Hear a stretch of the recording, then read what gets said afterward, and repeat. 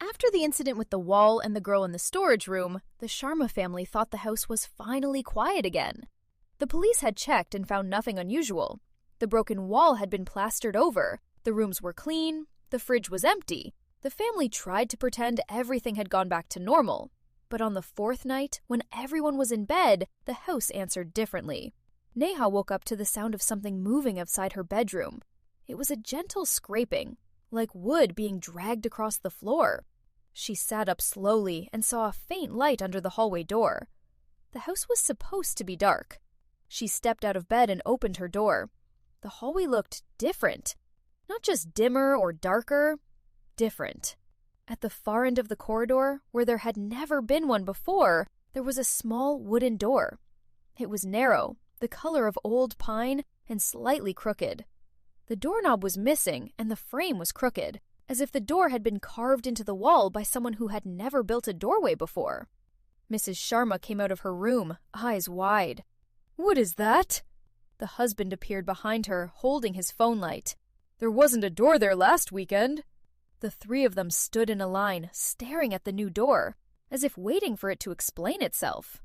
Then, from the other side, a soft knock came. Knock, knock, knock. As if someone was standing just behind it, politely waiting to be asked in. The family did not move at first. The knocking stopped. The door remained still. The hallway light flickered once, then went out. The only light now came from the husband's phone, trembling in his hand. "Don't open it," Mrs. Sharma whispered. Neha's fingers curled around the handle of the door in front of her, the one to her room, as if clutching it could keep her anchored. The extra door did not look dangerous. It looked small, innocent, like a place where nothing important happened. Then the knock came again. This time, it came from the inside of the house. From the hallway, not the door, as if the knocking had never been coming from the door at all. A voice spoke from the middle of the hallway, even though no one was there. "Open the door!" The husband's hand shook. "Whose voice is that?" Neha's voice answered, softer than she meant. "Mine." The hallway lights came back on, but the door at the end of the hallway was now slightly open. A strip of darkness showed behind it, but the darkness was not empty. It moved. The family could not see what was there, but they could feel it breathing. Mrs. Sharma grabbed the nearby steel tumbler and held it in front of her like a shield.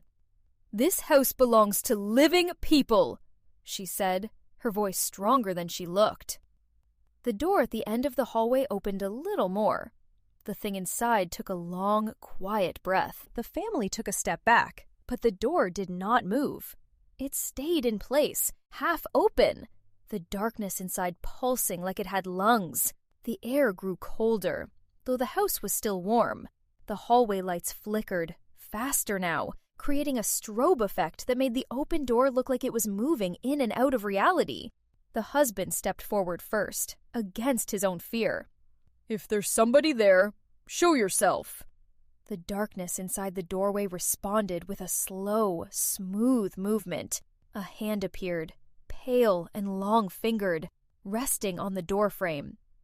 Then another hand. Then a head, tilted, its eyes glowing faintly in the artificial light. The figure in the doorway was not the same girl from the storage room, but it looked like her. Same age, same dress, same smile. "I was waiting for you," the figure said.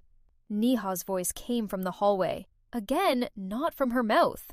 "Open the door!" The husband shouted, "Stop copying us!" The figure in the door tilted its head.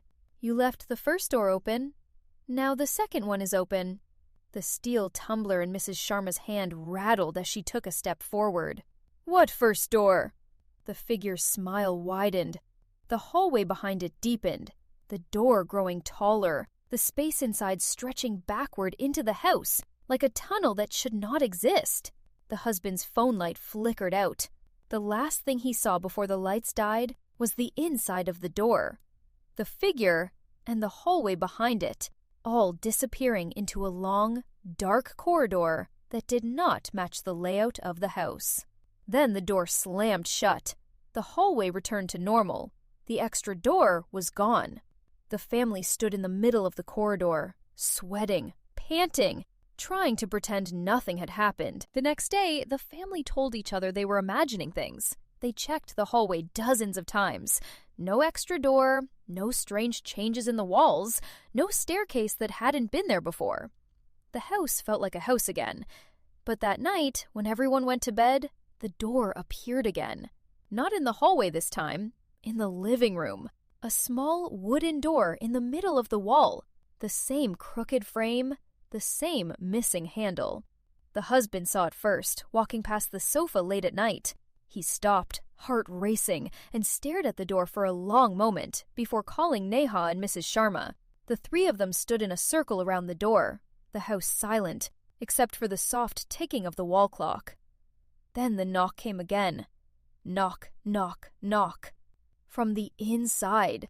The figure's voice came with it, speaking softly, almost sadly. "Let me in once. Just once." Mrs. Sharma raised the tumbler again.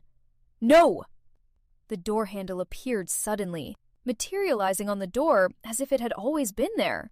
The husband backed away, but Neha stepped forward, drawn by something she could not understand. The door opened slightly. The inside of the living room changed.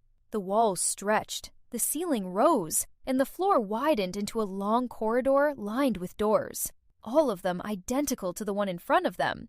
Every door stood slightly open, revealing a different version of the Sharma house.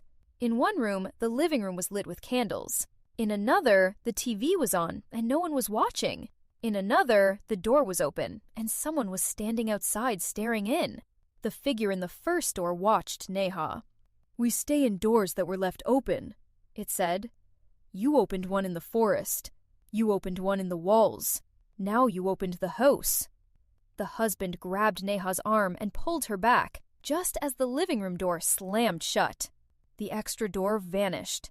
The house returned to normal. The family decided that night that they would never leave any door open again. But the next morning, they found the extra door once more. This time, it was in Neha's bedroom. On the inside of the door, written in fine black dust, were the words, "You left too many doors open." From that night on, the family kept every door locked, every window sealed, every cupboard shut. Still, late at night, sometimes, they heard it. The soft knock, the quiet voice. "Open the door."